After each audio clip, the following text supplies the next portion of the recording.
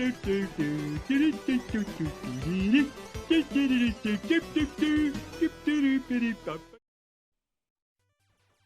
is Terra Kresta for the Nintendo Famicom, released by Nihon Busan in 1985.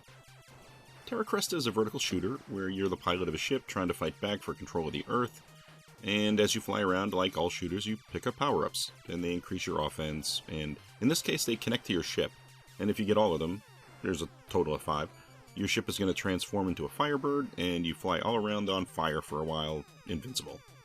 I never managed to get that far. I picked up this cartridge based on the label, and I kinda thought it was a Science Ninja Team Gatchaman game.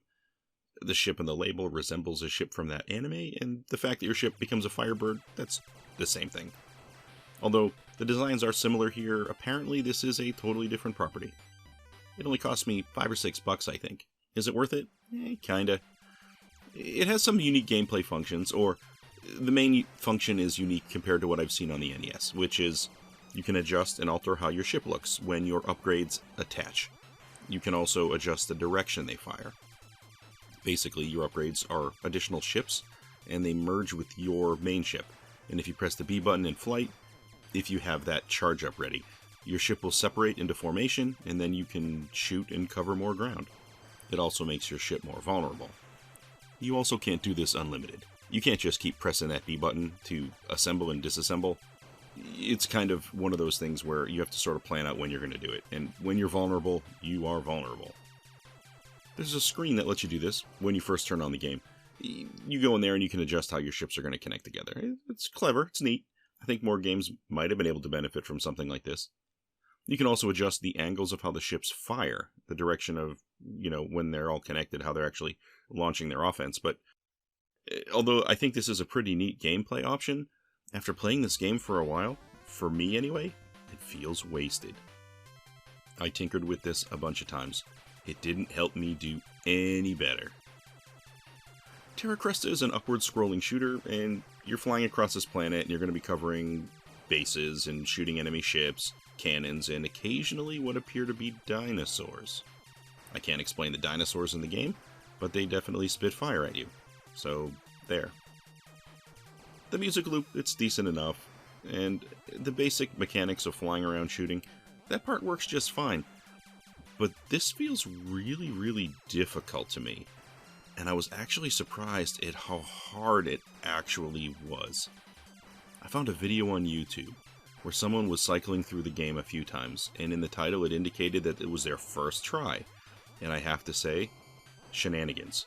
That's so crazy to me. I can't see anyone breezing through this game, especially not on the first try. I've played plenty of shooters over the years. This one creams me plenty, and fast. In order for something to be on the first try, that means you pop the game in, you turn it on, you press start, and suddenly you're breezing through the game, the very first time you played it. No, don't believe it. I had to load a Game Genie code and turn on invincibility, just to get a little deeper into the game to see what else happens.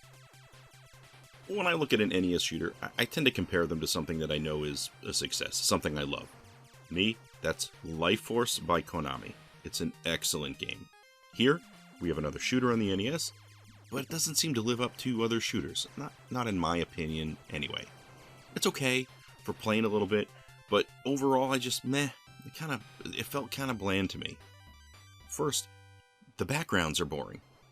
It's fine when you first start the game, but it never changes. The scenery you see when you start the game is pretty much what you're going to see the entire game. I think it would have been better if they at least changed the color palette from time to time. That would have gone a long way. Also, there's no auto fire in this game. This is a shooter. You need to shoot a lot in this game. You should be firing pretty much 100% of the time, non-stop. Your thumb is not going to be a fan of this game, and you're going to notice it really fast. I guess it's a bit easier with the NES Advantage controller, if you have one, because you can turn on auto-fire at the hardware level. You can also use the slow function on that controller. I tried it. I didn't think it was any great shakes. It didn't help that much. But the auto-fire definitely helps. It's also a game that really just loops. There are no real obvious, discernible levels. Yes, there are boss sections where the screen goes black. I guess you're in outer space for a minute. But overall, you go back to doing the same thing over and over again. It just loops. I think there are 3 bosses, and 2 kind of look the same to me. I don't know, without getting an official end to the level, it's hard to feel any real sense of accomplishment. It just keeps going with more of the exact same. It's just nothing too amazing to write home about, not on the Famicom anyway. It was, I guess, released on the NES. I've never seen that cart, but my copy's Famicom. It is a port of an arcade game, I guess, which is something I haven't played yet, but as far as shooters on the Famicom or NES, it's just bland. It's hard and it's bland. Maybe a few small adjustments, different background colors may have made this feel better, or more lives. I think you have 2 or 3. Yeah, if the Konami code worked for this game, would it have helped? A little bit. Would it have made this game that much better? No. You could have given people 10 lives to start with, and you could have probably given them unlimited switching back and forth between your different ship formations. Would that have changed the value of this game dramatically?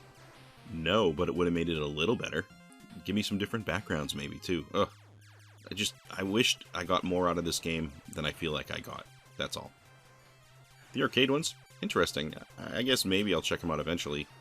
I don't know what they could have done specifically on this game on the NES. I know it was a port, and I know you had chip limitations and size. Space was a concern. Who knows if anything could have done that would made this one different, but there were other games in the series on different platforms. I might check those out eventually to see what the iterations are. I think there are like 4 or 5 different games in this series. Well, that's it for Terra Kresta for the Famicom. Thanks for stopping by to take a look, and hope to catch you on another video.